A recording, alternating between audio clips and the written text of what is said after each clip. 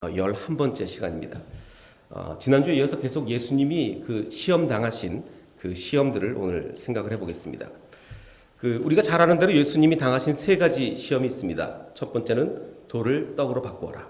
그리고 성전 꼭대기에 올라가서 뛰어내려 봐라. 그럼 천사가 받쳐줄 것이다. 그리고 나에게 절을 하라. 사탄에게 절을 하라. 그러면 이 세상 모든 영광을 너에게 주겠다. 라고 하는 이 세 가지 시험입니다. 자, 그런데 우리가 한 가지 궁금한 것은 사탄이 과연 예수님의 눈에 보이는 형태로 나타났을까라는 것입니다. 우리가 사탄 그러면 어떤 이미지가 떠오릅니까? 머리에 뿔이 달리고 삼지창을 들고 뭐 이렇게 나오는 검은 옷을 입고, 그런 사탄이 이렇게 검은 옷을 입고 정말 등장을 해서 예수님의 눈에 보이게 등장해서 한번 뛰어내려 봐라. 나한테 절을 해라. 이렇게 했을까라는 의문입니다. 사실 옛날부터 많은 화가들은 그림을 그릴 때 이렇게 눈에 보이는 형태로 나타났다고 생각을 하고 그림을 그렸습니다. 뭐 돌을 떡으로 바꿔라, 뭐 뛰어내려 봐라, 절해라, 이걸 아주 시커먼 옷을 입은 옷만 시커먼 것이 아니라 모든 게 다 시커먼 이런 사탄이 나타나서 유혹을 하는 거죠.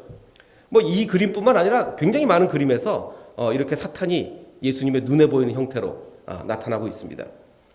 자, 그리고 심지어는 뭐 요즘은 애들 위해서 뭐 레고도 사탄이 이렇게 눈에 보이는 형태로 삼지창을 들고 나타나서 예수님을 유혹을 하고 있어요.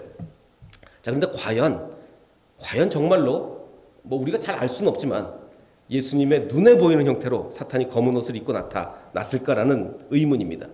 자, 여러분 어떻게 생각하십니까? 예수님이 당하신 이 시험은 어려운 시험일까요? 쉬운 시험이었을까요? 쉬운 시험이었으면 할 리가 없겠죠.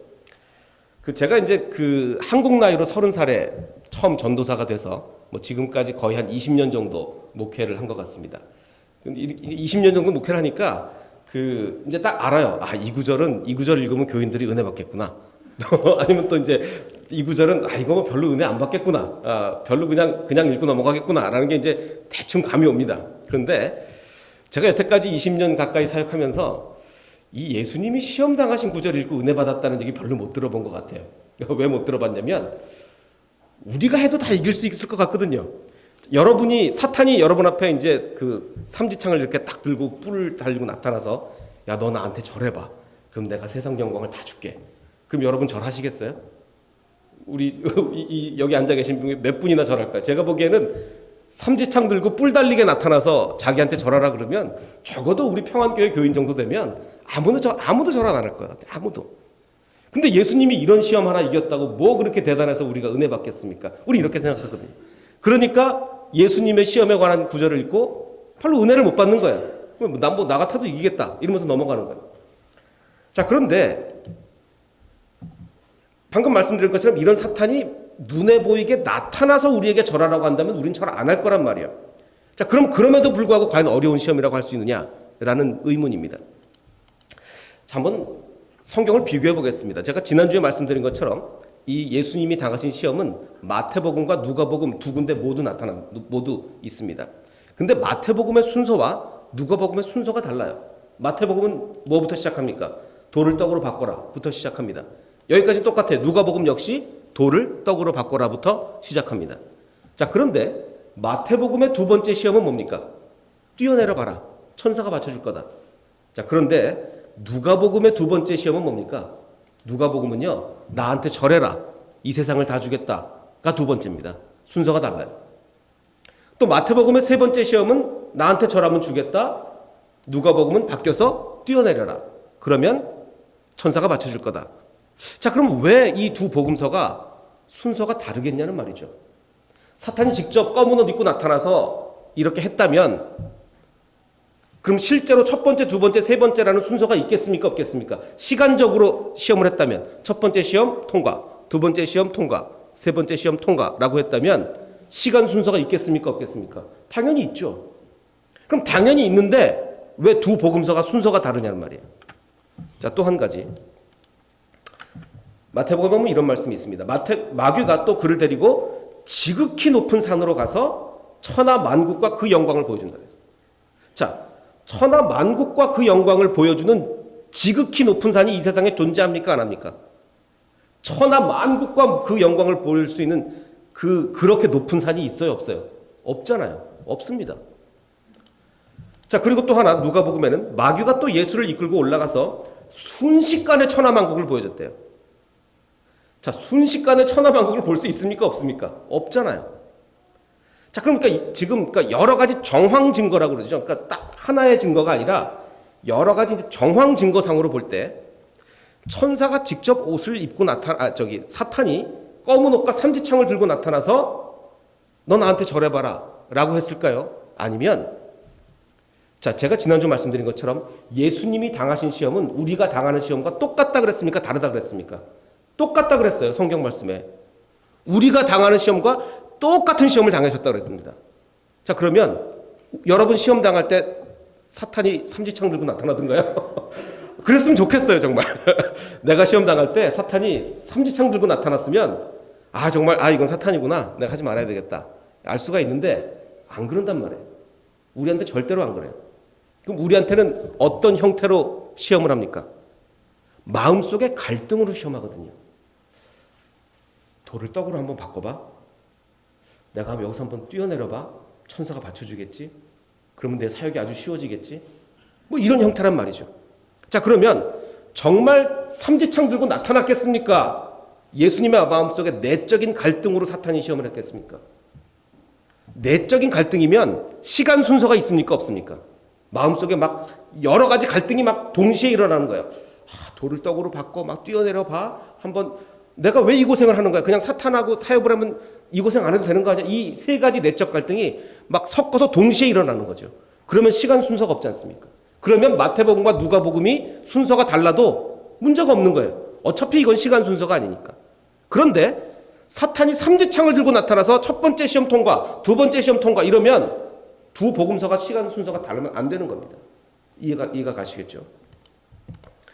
자, 사탄의 가시적 출현, 즉 눈에 보이는 상태로 출현하는 것과 내적 갈등의 형태의 시험. 저걸 돌을 떡으로 바꾸면 훨씬 편하게 살 수 있겠지. 자, 어떤 게 더 어려운 시험입니까? 눈에 보이는 형태로 삼지창 들고 나오는 게 더 어려운 시험이에요? 마음속의 갈등이 더 어려운 시험이에요? 마음속의 갈등이 훨씬 어려운 시험이란 말이에요. 그게 우리가 당하는 시험과 똑같은 시험이고, 그래서 방금 말씀드린 것처럼 히브리서 4장 15절에 예수님이 당하신 시험은 우리와 똑같이 시험을 받으셨단 말이에요. 우리와 다른 시험이 아니에요. 예수님은 치사하게 사탄이 나타나서 금방 알 수 있게 아주 쉽게 치사하게 그러고, 우리는 아주 어렵게 사탄이 우리 마음속에 나타나지도 않고 막 내적 갈등으로 해서 어렵게 하고, 그게 아니란 말이죠. 똑같은 시험이에요. 똑같은 시험. 내적 갈등이란 말입니다. 자, 또 한 가지, 예수님의 시험이 우리와 똑같은 시험이 되기 위해서는 단지 눈에 안 보이고 내적 갈등 그것만 가지고는 안 되고 예수님의 신적 통찰력이 제한되어야 돼요. 이게 무슨 말이냐면 예수님은 하나님의 아들이지 않습니까? 그래서 모든 걸 다 알지 않습니까? 모든 능력이 다 있잖아요. 그럼 벌써 나 사탄한테 시험 받는 거야? 저라면 안 되는 거야?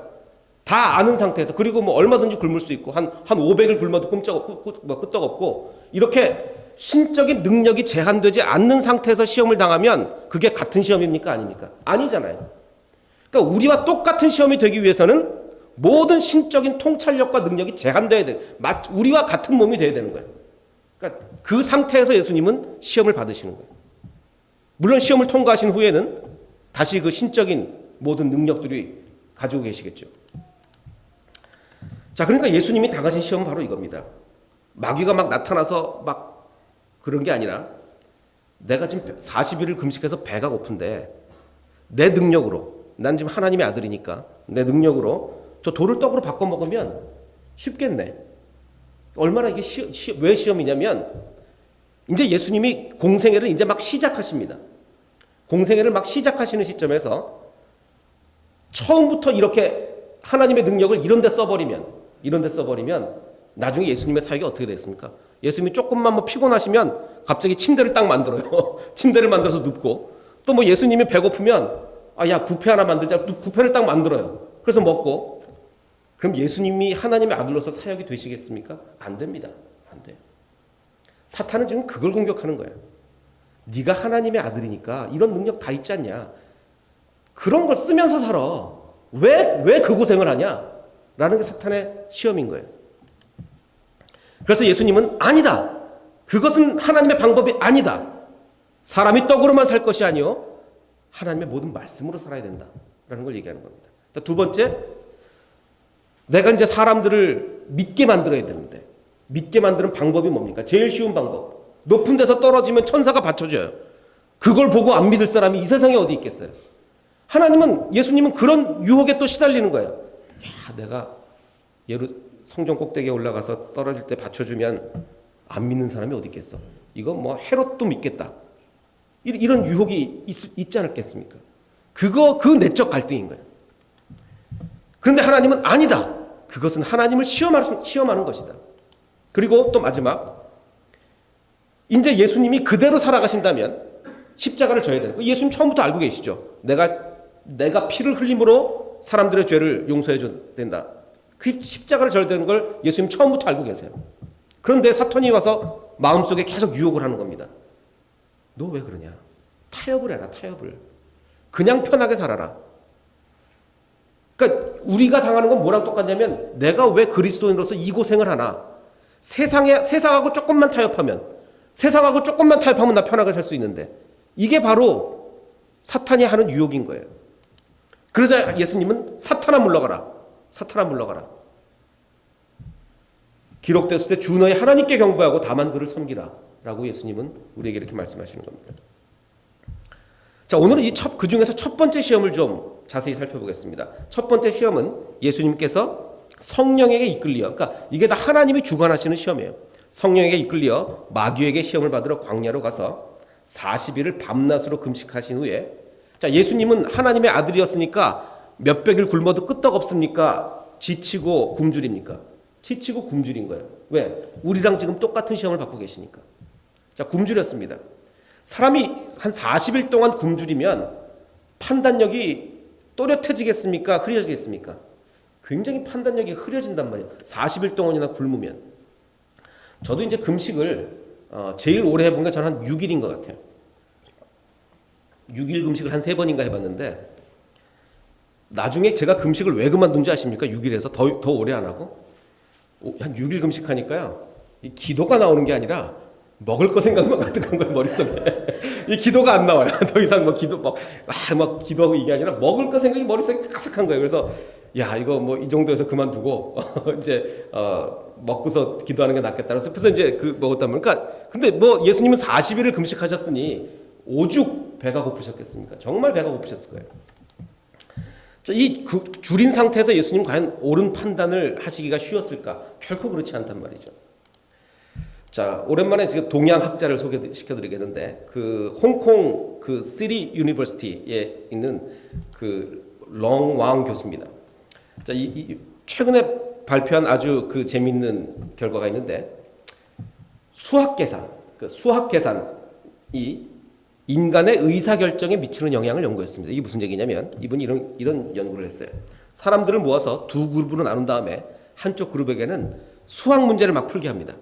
막 수학 문제를 풀게 하고, 또 한쪽 그룹에게는 어학 문제를 막 풀게 해요.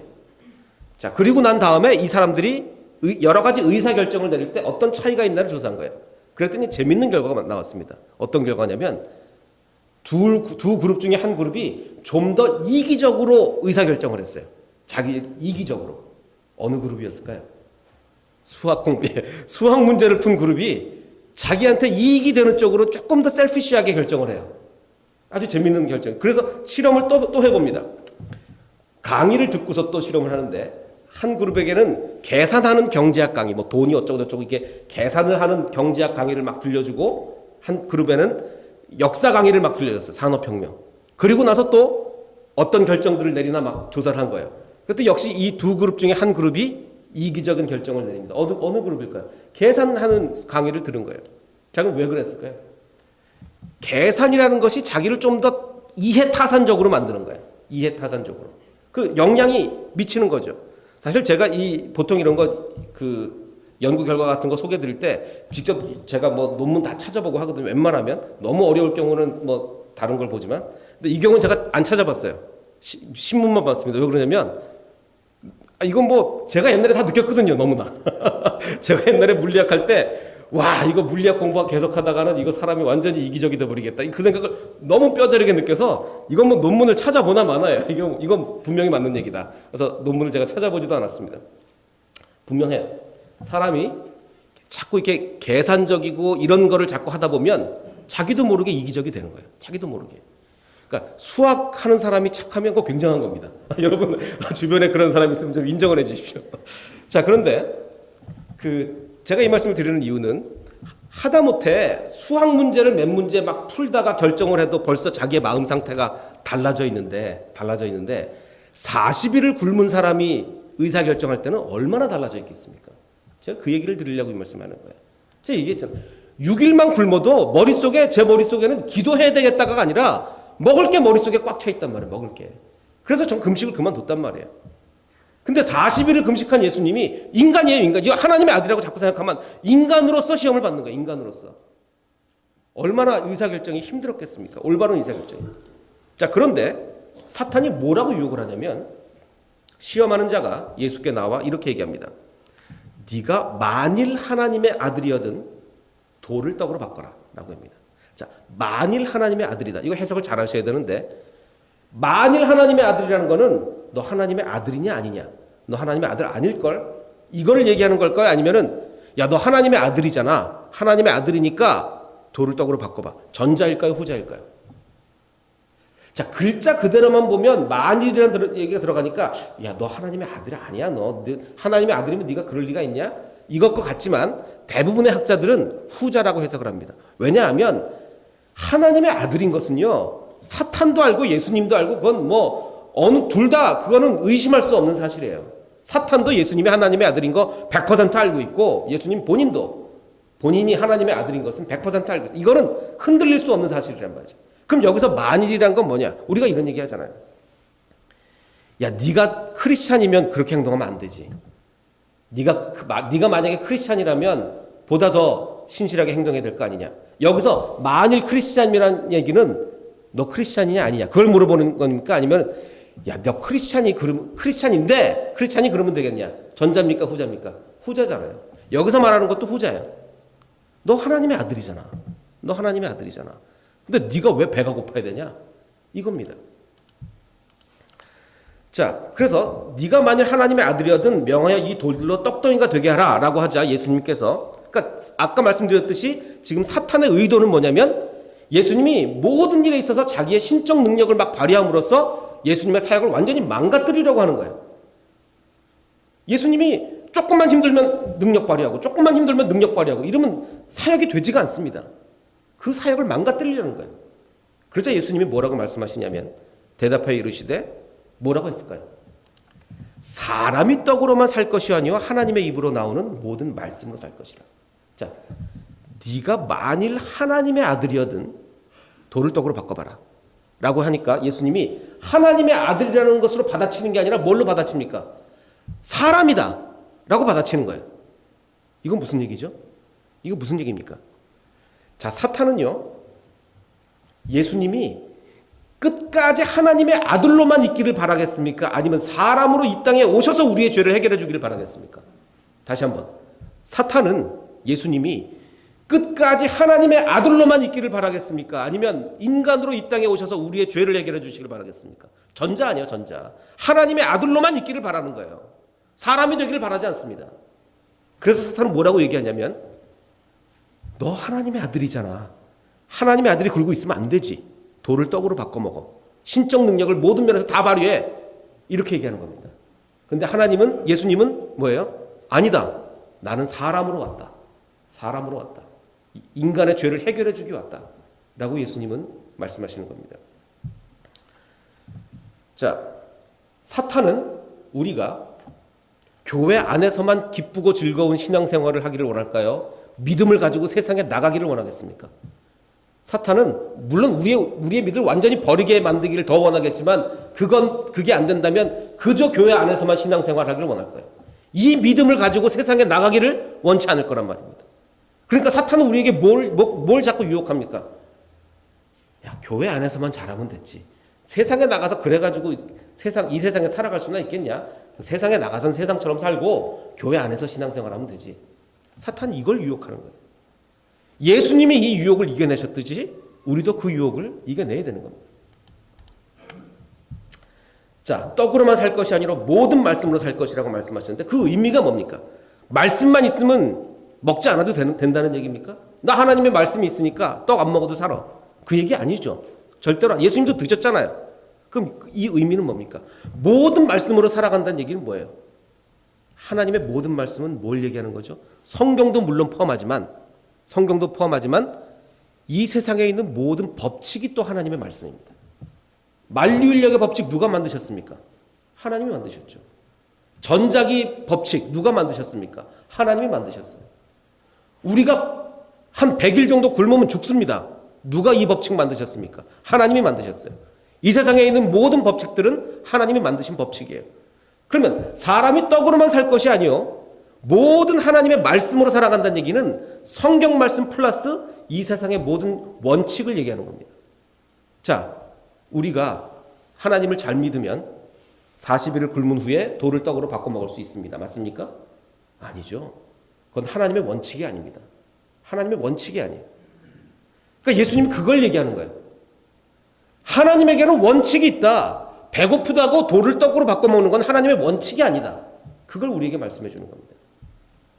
그래서 우리가 밥을 먹을 때는 하나님의 방법으로 먹어야 된다. 자, 여러분, 우리가 기도합니다. 하나님, 제가 노력은 별로 하고 싶지 않은데 축복은 주세요. 이거 맞는 기도입니까? 노력은 별로 하고 싶지 않습니다. 내가 안 믿는 사람과 똑같이 하더라도 나한테 복을 조금 더 주세요. 왜? 나는 믿으니까. 이게 맞는 얘기입니까? 아닙니까? 절대로 맞는 얘기가 아니죠. 예수님 하시는 말씀이 이거예요. 우리가 밥을 먹는 법칙, 이 세상에서 일하면서 밥을 먹는 법칙은 뭡니까? 열심히 수고하여 일해서 하나님이 축복하심으로 우리는 밥을 먹는 거예요. 그게 하나님의 법칙이죠. 예수님이 이 법칙을 우리에게 얘기해 주고 있는 겁니다. 그래서 예수님이 어떻게 식사하셨을까요? 예수님 무슨 직장 다니신 거 아니잖아요. 농사 지은 거 아니잖아요. 그럼 예수님은 배고플 때 돌을 떡으로 맨날 바꿔 먹었습니까? 아니죠. 그 당시에 순회 전도자들, 그러니까 돌아다니면서 전도하는 사람들은 그 교인들이 이렇게 주는 걸 먹고 살았어요. 예수님도 그렇게 하셨단 말이에요. 예수님 배고프다고 절대로 돌을 떡으로 바꿔서 먹지 않으셨어요. 하나님의 법칙에 순종하신 거죠. 자, 그래서 그렇다고 예수님이 전혀 그런 기적을 안 하셨냐? 아닙니다. 언제 하셨죠? 오병이어 때 하셨단 말이에요. 어떻게 수천 명을 먹이셨는지는 모르겠지만 정확히는 어쨌든 예수님이 기적을 행하셨어요. 오병이어로 배고픈 사람을 먹이는 것은 하나님의 뜻이었습니다. 그러나 금식 후에 돌을 떡으로 바꿔 먹는 것은 누구의 뜻입니까? 그건 사탄의 뜻이죠. 비슷한 것 같지만 전혀 다릅니다. 비슷한 기적 같지만 하나는 하나님의 뜻이고 하나는 사탄의 뜻이 되는 거예요. 이게 기도응답의 특권으로도 연결시킬 수 있습니다. 하나님은요, 우리가 열심히 기도하면 들어주세요. 우린 기도응답의 특권이 있습니다. 그럼 이 기도응답의 특권을 우리가 돌을 떡으로 바꿔 먹는 데 사용하시겠습니까? 오병이어를 일으키는 데 사용하시겠습니까? 그럼 분명한 거 아닙니까? 근데 우리는 자꾸 이 기도응답의 특권을 한국은 새벽 기도가 막 부흥할 때가 언제입니까? 1년에 한 번씩.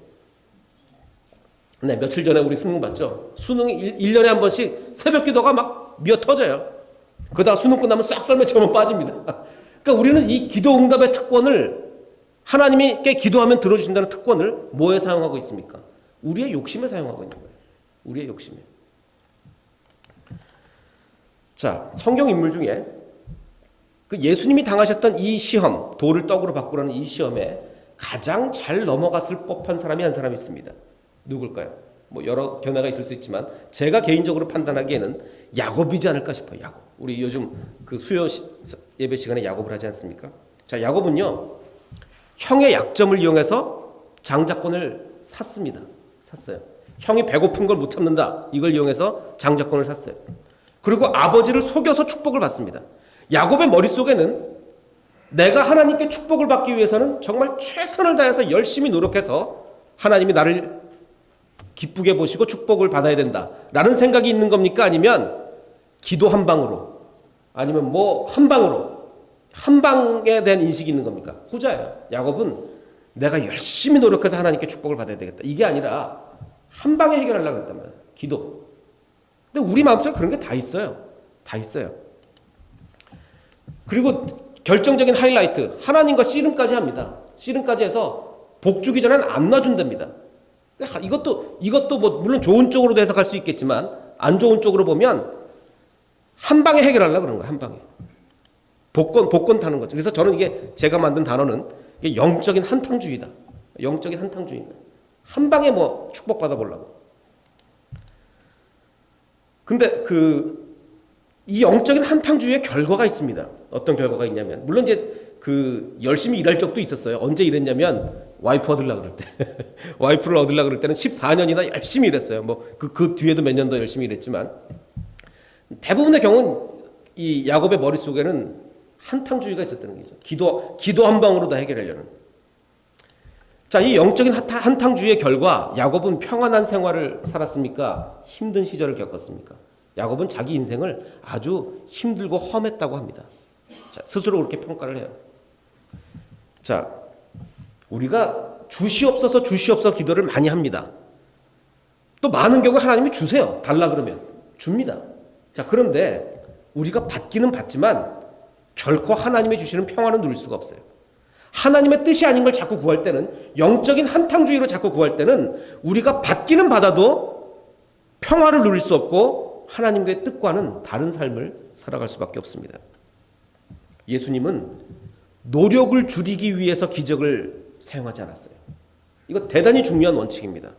노력을 줄이기 위해서 기적을 사용하지 않았다고요. 근데 우리가 기도하는 것은 대부분 많은 경우에 나의 노력을 줄이기 위해서 기도합니다. 아버지 하나님, 우리 지난주에 했던 카디자 윌리엄스라는 소녀를 봤죠. 노숙자로 자랐습니다. 14살 때 엄마가 14살의 나이에 자기를 낳았어요. 그 길바닥에서 낳았어요. 그 뉴욕에서 쓰레기를 뒤지면서 살아갑니다. 이 아이가 정말 노력을 거듭해서 하버드 대학에 4년 장학생으로 갔어요. 자, 우리는 근데 그런 노력을 하기 싫어요. 우리는 노력해서 하나님께 인정받고 축복받기를 원합니까? 기도 몇 번으로 받기를 원합니까? 우리는 기도 몇 번으로 받기를 원하거든요. 기도 몇 번으로. 돌을 떡으로 바꾸기를 원하거든요.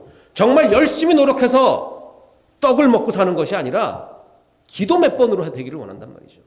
이게 영적인 한탕주의입니다. 우리는 별로 야곱과 다를 게 없어요. 시편 말씀에 이런 말씀이 있습니다. 128편 1절에 여호와를 경외하며 그의 길을 걷는 자마다 복이 있도다. 자, 여호와를 경외하며 그의 길을 걷는 자에게 복이 있답니다. 자, 복 받고 싶으시죠? 우리가 생각하는 복은 뭡니까? 기도를 딱 하면 별로 노력 안 해도 막 쏟아지는 거예요. 이게 복이죠. 우리가 생각하는 복입니다.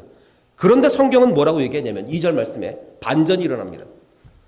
내가 내 손이 수고한 대로 먹을 것이라 내가 복되고 형통하리로다. 자, 보십시오. 노력한 만큼 먹고 사는 게 복입니까? 우리가 생각하는 노력한 만큼 먹고 사는 거예요. 그게 여러분들 복이라고 생각하십니까? 아니면 내 노력의 결과라고 생각하십니까? 우리는 그것을 노력의 결과라고 생각하지 절대로 복이라고 생각하지 않습니다. 그런데 하나님의 생각은 다릅니다. 네가 수고한 만큼 먹고 사는 것이 너에게 복이라고 얘기합니다. 이게 하나님의 생각하시는 복과 우리가 생각하는 복의 차이점인 겁니다. 우리는 어떻게든지 노력 안 하고 어떻게든지 우리가 한 것보다 더, 우리가 하나 공부해서 하나 맞으면, 다른 사람이 하나 공부해서 하나 맞으면 우리는 하나 공부하면 2개 정도 맞을 수 있는, 우리는 그걸 자꾸 바라는 거예요. 그게 아닙니다. 우리는 우리가 노력한 만큼 하나님이 우리를 기쁘게 보시고 우리에게 복을 허락하시는 겁니다. 그게 하나님의 방법인 거예요. 그러니까 사람이 떡으로만 살 것이 아니라 하나님의 입에서 나오는 모든 말씀으로 살 것이다. 그 모든 말씀은 뭘 얘기하는 겁니까? 이 세상, 하나님이 만드신 이 세상의 이치, 그거를 이야기하는 겁니다. 우리가 거기 순종해야 됩니다. 우리 이 세상에 떠나서 우리만 잘 먹고 잘 살고 안 믿는 사람은 노력해도 안 되고, 그것이 하나님의 이치가 아닙니다. 정말로 한 걸음 한 걸음 주를 위해 나아갈 때, 주를 위해 노력하고 복음을 들고 우리 교회 안에만 있는 것이 아니라 복음을 들고 이 세상에 나아갈 때 주의 은혜가 있을 줄 믿습니다. 이런 축복이 저와 여러분에게 있기를 주의 이름으로 축원합니다. 함께 기도하겠습니다.